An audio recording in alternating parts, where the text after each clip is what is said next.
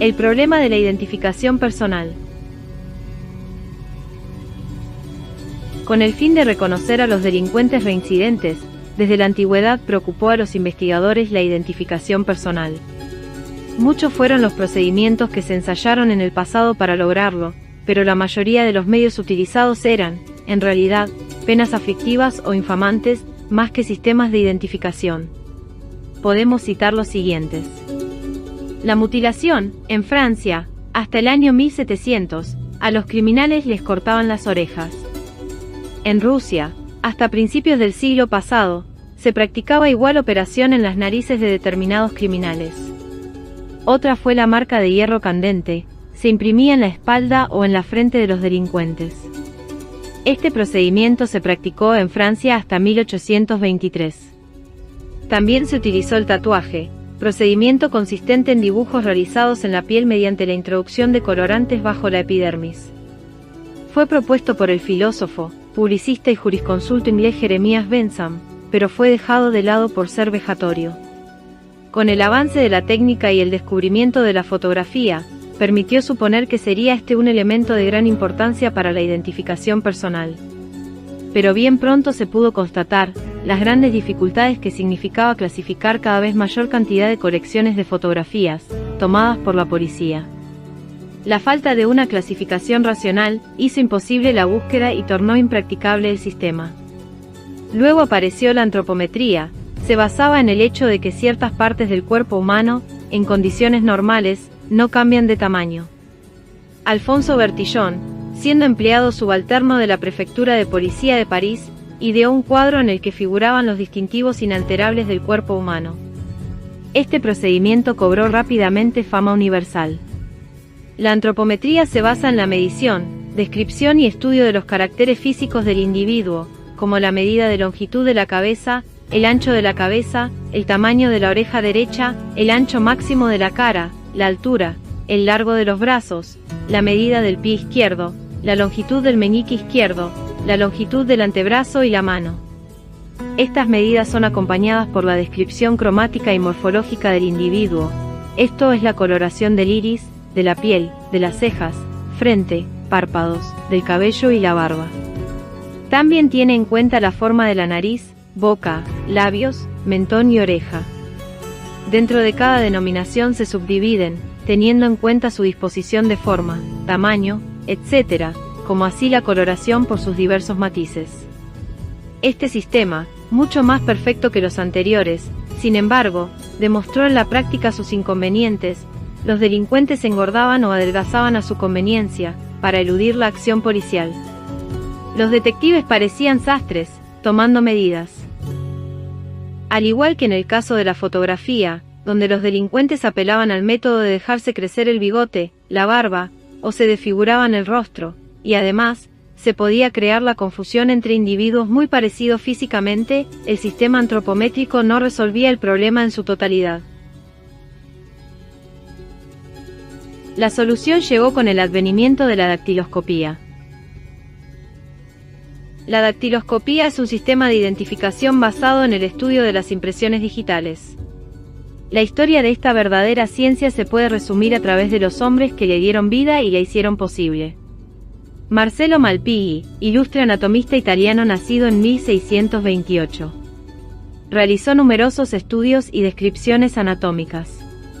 En 1665, al profundizar sus observaciones de la piel, determinó la existencia de las papilas digitales, realizando comentarios al respecto, totalmente ajenos a la posibilidad de utilizarlas como medio de fijar la identidad de las personas. Juan Evangelista Purkinje, célebre fisiólogo checoslovaco. Fue el primero que examinó y estudió con método las papilas digitales. En 1823, en una tesis presentada a la Universidad de Breslau, demostró el valor médico-legal de las papilas digitales, dividiendo los dibujos en 9 grupos. Fue este el primer ensayo de clasificación de los arabescos digitales, pero como Malpighi, era también completamente ajeno a la identificación de las personas. Francisco Galton, célebre antropólogo inglés.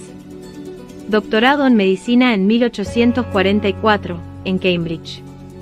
Miembro de la Sociedad Real de Geografía, del Comité del Comercio, de la Asociación Británica para el Adelanto de las Ciencias y de la Sociedad Real de Londres. Este hombre de ciencia, es indiscutible, se dedicó con tesón al estudio de los dibujos digitales. Es evidente la importancia de la labor por él realizada.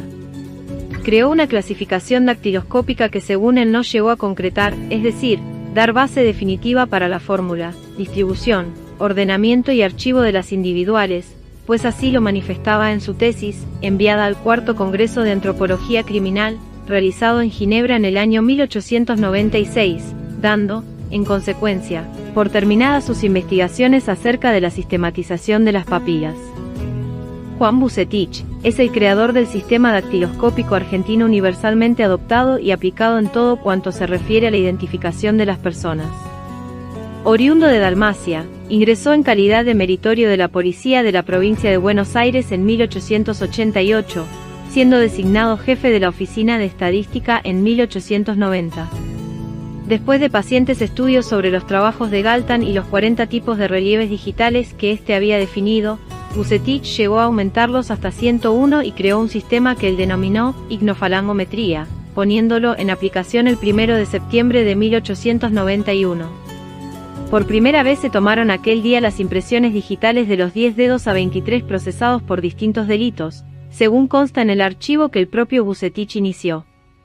El sistema quedó así implantado, estimada la perennidad e inmutabilidad de los relieves digitales, cuyos caracteres individuales acompañan a la persona en todo el curso de su vida, y que se manifiestan en infinitas variedades individuales. Esa es la clave del sistema dactiloscópico. Basada en la ley de Quetelet que establece que todos los seres que son producto de la naturaleza, ofrecen ilimitada e infinitas variaciones de formas, se enunció el principio de que la impresión dactilar es inmutable de la cuna a la sepultura. En efecto, si se examinan las palmas de las manos o el extremo de los dedos, se ven, sin necesidad de lupa, numerosas líneas que forman curvas variadas. Son las crestas epidérmicas, a lo largo de las cuales están dispuestos los orificios de las glándulas que segregan sudor. Estas líneas presentan particularidades completamente notables, son absolutamente inmutables, desde el nacimiento hasta la muerte, y como ya se ha señalado se manifiestan en infinitas variedades individuales. El sistema ideado por Vucetich fue puesto a prueba pocos meses después de adoptado oficialmente, con motivo de la muerte violenta de 2 niños de corta edad en Necochea, provincia de Buenos Aires, en 1892.